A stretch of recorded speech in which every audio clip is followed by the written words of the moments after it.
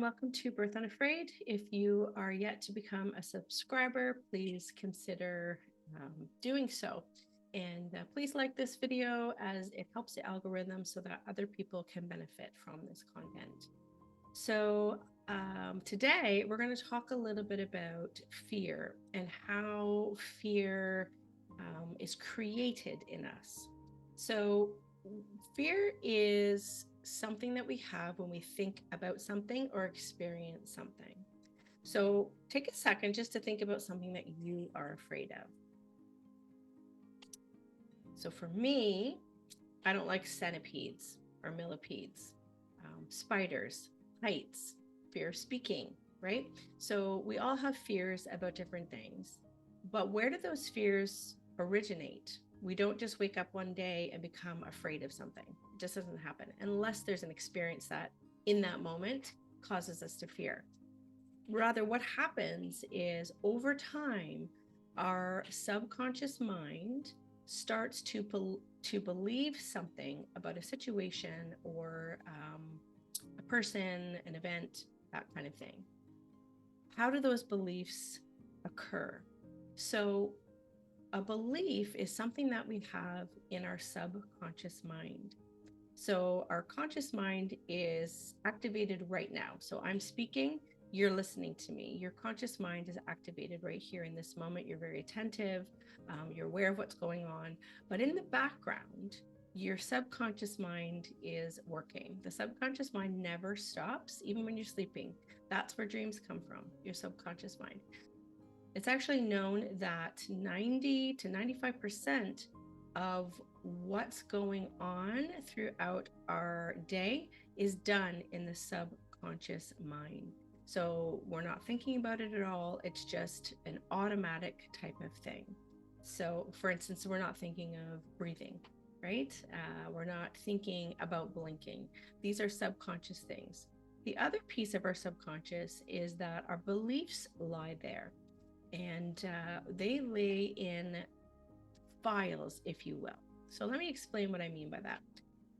You have a brand new phone. You're not, porting over information from an old phone to a new phone. You've got a brand new phone. There's nothing there. It's a blank disk, basically, blank slate.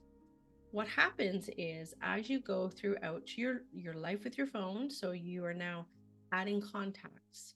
You are taking a video of the sunset. You're taking pictures of your dog or your food, right? And in that phone, that is then being stored. And you can recall that information if you want to. It's similar to what happens in our subconscious mind.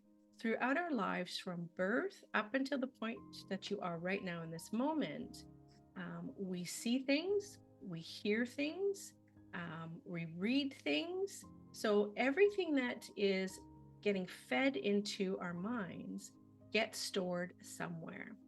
Every thought is stored in our mind in what we call message units. So if you can imagine in your mind being like a big filing cabinet with lots of files in there. And each of those files is what we call a message unit. So we have messages in our subconscious about everything. So we have a family message unit. We have a message unit, dog message unit. So are you afraid of dogs? Do you love dogs? A school message unit. So our beliefs about each of these areas are filed in our subconscious. And for every belief that we have, there is an emotional response attached to that. And along with that, there's also a physiological or a physical response to that. So here's an example. If you have a fear of spiders and you think you see a spider, whether you do or not, in that instance, your heart starts pounding, your eyes widen, you're in that fight, flight, freeze situation because you have a fear of spiders. And so you also have some hormones that are being flowing in your body, a response to that. So adrenaline saying, let's get the heck out of here. Adrenaline that also increases your heart rate, that sort of thing.